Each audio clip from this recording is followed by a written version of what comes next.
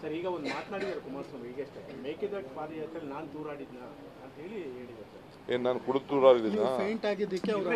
ಅಲ್ಲಪ್ಪ, ನಾನು ಕುಡಿದು ತೂರಾಡಿದ್ನ?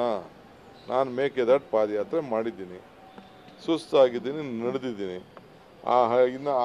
ಇದನ್ನು ಅಲ್ಲಿ ಘಾಟ್ ಸೆಕ್ಷನ್ ಇದೆಯಲ್ಲ, ಅದು ನಡೆದಿದ್ದರೆ ಕುಮಾರಸ್ವಾಮಿಗೆ ಗೊತ್ತಿತ್ತು. ನಾನು ಈ ಕನ್ನಡ ನಾಡಿಗೋಸ್ಕರ, ಕರ್ನಾಟಕ ರಾಜ್ಯಕ್ಕೋಸ್ಕರ, ಕಾವೇರಿ ಜಲಾನಯ ಪ್ರದೇಶಕ್ಕೋಸ್ಕರ ಆ ಮೇಕೆದಾಟು ಪಾದಯಾತ್ರೆನ ಮಾಡಿದೆ. ಈ ಕುಡಿಯೋ ನೀರು ಇವತ್ತೇನು ಪರಿಸ್ಥಿತಿ ಬಂದಿದೆಯಲ್ಲ ಅದಕ್ಕೋಸ್ಕರ. ಮುಂದಕ್ಕೆ ನಾವು ಏನು ಯೋಚನೆ ಮಾಡಬೇಕಾಗಿದೆ ಅಂತಂದರೆ, ಬೆಂಗಳೂರು ನಗರದಲ್ಲಿ ಇರೋಂಥ ಎಲ್ಲ ಕೆರೆಗಳಿಗೆ ವಾಪಸ್ಸು ರೀಟ್ರೀಟೆಡ್ ವಾಟರ್ನ ತುಂಬಿಸ್ಬೇಕು. ಇಲ್ಲ ಅಂತಂದರೆ ಎನಿ ಟೈಮ್ ಈ ಪರಿಸ್ಥಿತಿ ತಿರ್ಗಾ ಬರಲಿಕ್ಕೆ ಸಾಧ್ಯ ಆಗ್ತದೆ. ಸೊ ಅದಕ್ಕೆ ಮುಂದಕ್ಕೆ ನೀರುಗಳನ್ನು, ಕೆರೆಗಳನ್ನೆಲ್ಲ ಉಳಿಸ್ಬೇಕು. ಬೆಂಗಳೂರಿನಲ್ಲಿ ಇರೋಂಥ ಎಲ್ಲ ಕೆರೆಗಳು, 100ಕ್ಕೂ ಹೆಚ್ಚು ದೊಡ್ಡ ದೊಡ್ಡ ಕೆರೆಗಳಿದೆ, ಅವನ್ನು ಉಳಿಸ್ಬೇಕು.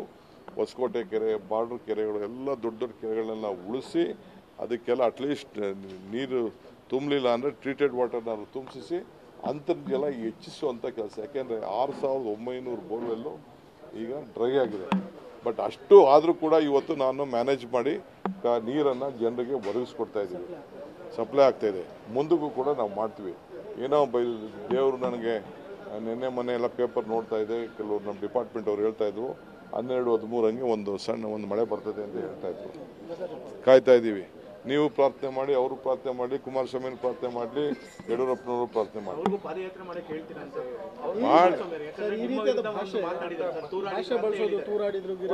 ನೋಡ್ರಿ, ಅವ್ರು ಏನಾರು ನನ್ನ ಬಗ್ಗೆ ಹೇಳ್ಕೊಳ್ಳಿ, ಜನ ಯಾರು ದಟ್ರಲ್ಲ. ನಾನು ತೂರಾಡ್ತೀನೋ, ನಾನು ನಡೀತೀನೋ, ಇನ್ನೊಂದು ಯಾತ್ರೆ ಅಂತೂ ಮಾಡಿದೆ ತಾನೆ. ನಮ್ಮ ನೀರು ನಮ್ಮ ಹಕ್ಕು.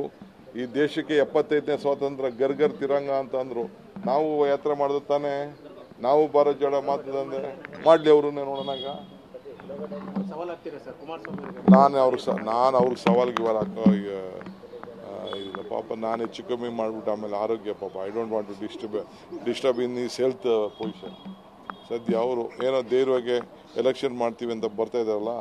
I wish him all the best. I wish him good life.